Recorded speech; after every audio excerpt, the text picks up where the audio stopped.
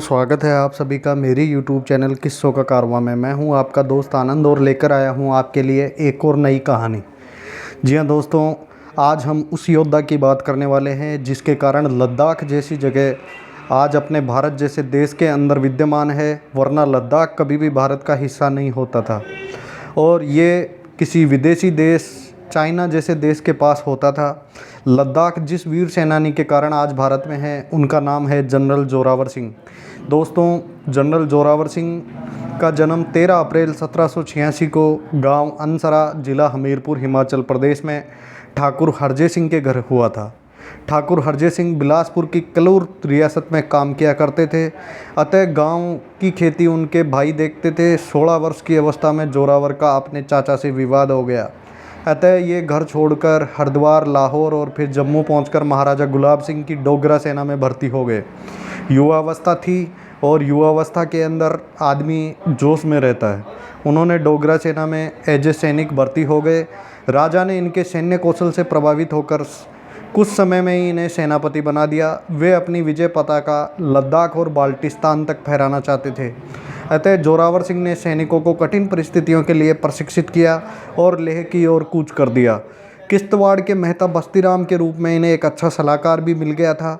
यह समाचार सुनकर सुरू के तट पर, जो सुरू वैली है लद्दाख के अंदर, सुरू के तट पर वकार सिंह ने 200 सैनिकों के साथ और दोरजी नामग्याल ने 5000 सैनिकों के साथ सुनकू में मुकाबला किया, पर हारकर वे रूसी दर्रे, जिसको जोत भी कहा जाता है लद्दाखी में, रूसी दर्रे से होकर शोरगुल की ओर भाग गए। डोगरा सेना लेह में घुस गई।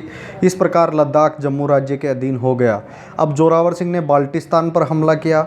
लद्दाखी सैनिक भी अब उनके साथ थे। अहमद शाह ने जब देखा कि उसके सैनिक बुरी तरह कट रहे हैं तो उसे संधि करनी पड़ी। जोरावर सिंह ने उसके बेटे को गद्दी पर बिठाकर 7000 रुपये वार्षिक जुर्माने का फैसला कराया।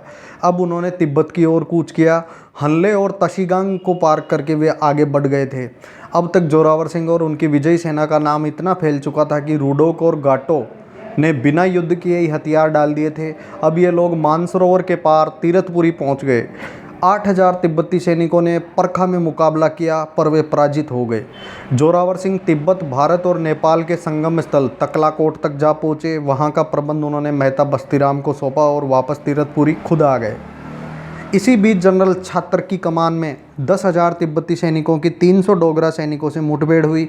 राक्षस ताल के पास वे सब मारे गए। जोरावर सिंह ने गुलाम खान और नोनो के नेतृत्व में सैनिक भेजे, पर वे सब भी मारे गए। अब जोरावर सिंह को स्वयं आगे बढ़ना था और वो आगे बढ़े। वे तकलाकोट को युद्ध का केंद्र बनाना चाहते थे, पर तिब्बतियों की विशाल सेना ने 10 दिसंबर 1841 को टोयो में इन्हें घेर लिया। दिसंबर की भीषण बर्फीली ठंड में 3 दिन तक घमासान युद्ध चला। 12 दिसंबर को जोरावर सिंह को गोली लगी और वे घोड़े से गिर पड़े। घोड़े से गिरने के बाद जोरावर सिंह ने अपनी तलवार निकाली और उससे दुश्मनों पर टूट पड़े। जो उनके नज़दीक आया उसको वो संवारते गए। इसी बीच एक तिब्बती सैनिक ने अपनी पीठ पर भाले से वार किया। वह भाला जनरल साहब की छाती के आर पार हो गया। ये देख सभी डोगरा सेना तितर बितर हो गई। तिब्बती सैनिकों ने जोरावर सिंह का इतना भय था कि उनके शव को स्पर्श करने तक का साहस नहीं कर पा रहे थे। बाद में उनके अवशेषों को चुनकर एक स्तूप बना दिया गया। सिंह छोत्रन नामक एक खंडित स्तूप आज भी टोयो में देखा जा सकता है। तिब्बत का ये टोयो स्थान है जहाँ तिब्बती लोग जोरावर सिंह की पूजा करते हैं और जोरावर सिंह ने भारत की विजय पताका भारत से बाहर तिब्बत और बाल्टिस्तान तक फहराई।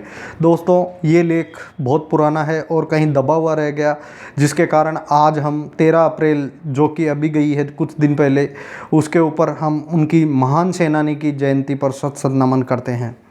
धन्यवाद दोस्तों। इतिहास के ऐसे किस्से अगर आपको पसंद आते हैं तो चैनल को लाइक, शेयर, सब्सक्राइब अवश्य कीजिए। धन्यवाद दोस्तों।